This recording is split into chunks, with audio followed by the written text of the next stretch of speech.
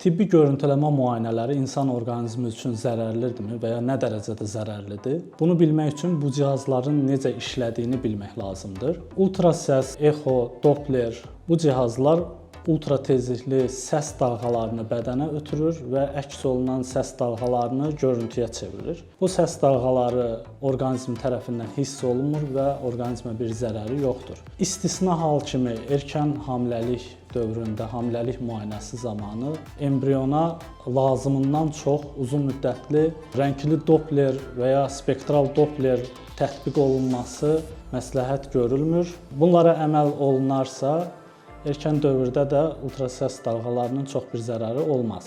Rentgen müayinəsi, fluorografiya, pantomoqrafiya, ortopantomoqrafiya, mammoqrafiya bu cihazlar bənzər bir prinsiplə çalışırlar. Qısa və sadə şəkildə bədənə X şüaları yönləndirilir və əks tərəfdə detektor və yaxud da filmlə orqanizmin o mürəkkəb qarışıq bir kölgəsi alınır və bu kölgələrə əsasən də diaqnostik fikir yürüdülür. Bu müayinələrdə alınan şüa dozası az miqdarda olsa da həkim tərəfindən göstərişlə bu müayinələr aparılmalıdır. Və müayinədə alınan nəticə, müayinə zamanı alınan şüa dozasından daha önəmli olursa bu müayinələr aparılmalıdır. Kompüter tomoqrafiyada rentgen müayinə kimi bənzər prinsipdə çalışır, lakin daha qarmaşıq, mürəkkəb bir prinsipdə çalışılır. Lakin rentgen müayinə ilə müqayisədə bu müayinədə alınan şüanın dozası daha yüksək olur və rentgen müayinəsində göstərilən əks göstərişlər bu müayinəyə də daxildir. Maqnit rezonans tomoqrafiyanın iş prinsipi çox güclü bir maqnit sahəsinə